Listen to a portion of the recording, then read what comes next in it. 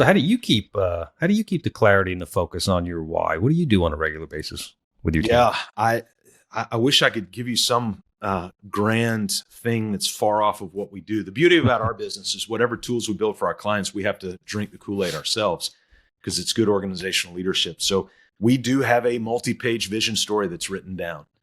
We do have a less than 10-word mission statement. We've got 5 unique core values. In fact, our team, going back to team shaping values, our team has come up with our last 2. We've actually retired 2 of our core values. One of those was big wins. Every meeting we have, every coaching meeting, every team meeting, every meeting we have starts with big wins. And so we retired big wins, but we put it in an emeritus status. We actually looked this up. We're geeks around this stuff, but we looked it up. And an emeritus position at like a university is somebody who's retired, but still with some sort of influence and honor. And so our big win core value went into the emeritus category, which made way for a new core value this past year. And it's called 8515. It's the name of the core value. And by the way, a good unique core value requires explanation. You need to explain it because it reinforces it to yourself and to the person listening. And so what 8515 means is simply business on purpose is going to provide you, BOP team member, with 85% of what you need. But we will never be able to get to 100%. That's why we have you, is you're going to have to take the 85 that we provide and take it the rest of the 15 yards to get to the end zone. And so our team came up with that core value and really began to shape that. So we take our vision, our mission, our values, we review them every other month, as I mentioned. We have a culture calendar that we review every single Tuesday. By the way, I don't lead any of this except the vision part of it. So our team meeting is led by somebody else. The culture calendar is pulled up by somebody else. Our coaches meeting by somebody else. And then we have scorecards for every team member on our team. And they have to pull that scorecard up every Monday morning. So you and I are recording on a Monday. So this morning, all of our team members, including me, I have my own owner scorecard, just so you know. And so every Monday morning, we pull up our scorecards, and those are the things that keep us on track. It's not perfect, but I would say it's 85% to where it needs to be. Yeah. Based on what we've built. It's a habit. You created a healthy habit, which everybody should, as business owners, teammates. It's a great way to hold one another accountable. And hey, it's a great opportunity to look back at what you've accomplished.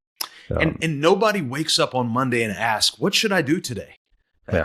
Just think about it, the last job you hated going to. Why did you hate it? Well, primarily, it wasn't just that person that you didn't like. It was the fact that that person did not bring you clarity. In fact, I could make the argument that if they would have just brought you clarity, you would have actually liked them more, even though they weren't like you. And they're probably a jerk. But you would have liked them more because they cared enough to bring you some clarity. Yeah, very cool. So tell me, what's for you, personally, professionally, something exciting that's coming up here in 2024? Man, we're headed towards our vision. I mean, that's the thing that's getting us going. Is we've got this new coach coming on, and by the middle of 2025, we should be at our vision of 8 coaches serving 120 clients. We just added that exit planning advisory credential to our scope and what we're offering, which is of huge value because, as I mentioned, a lot of our clients have been with us a long time, which means their businesses have grown exponentially.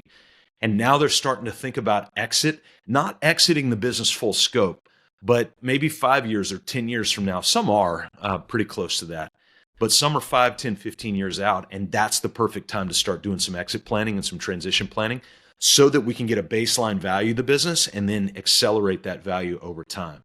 And so that's been pretty exciting. That was oh my gosh, Duane, I have not taken it was a 3.5 hour proctored exam. I had a bottled water, 1 sheet of paper, and an empty room. And it was off. I've not taken an exam like that since grad school. And but I was glad to get that one behind us. And so now we're on and doing a bunch of these business valuations as well. Yeah, congrats, man. That's very cool. And you've got it's exciting what you've got coming up. And wish you all the best on that. And for folks that are watching, how can they learn a little bit more about you, connect with you? Yeah, go take some action. We've actually got a cool assessment online. You can go check us out at our website, but if you go to mybusinessonpurpose.com/healthy, you can actually take a 5 to 7 minute back-end assessment of the health of your business. And it's going to grade you on vision, mission, values, org charts, job roles, all the core stuff that you should be doing as an owner working on the business. And you'll get a number, you'll get a numerical value, and it just gives you sort of a sobering moment to determine where you're at. So yeah, that's where people can go learn. We like for folks to take action. So just go to mybusinessonpurpose.com/healthy. Well, thanks again, Scott. Really appreciate all that you do and for taking some time to join us today. That is a wrap. Thanks for watching. Please reach out to us with any comments. You can learn more at custombuilderonline.com or hit me up, Duane Johns, at buildernuggets.com, or you can find me directly on LinkedIn and Instagram.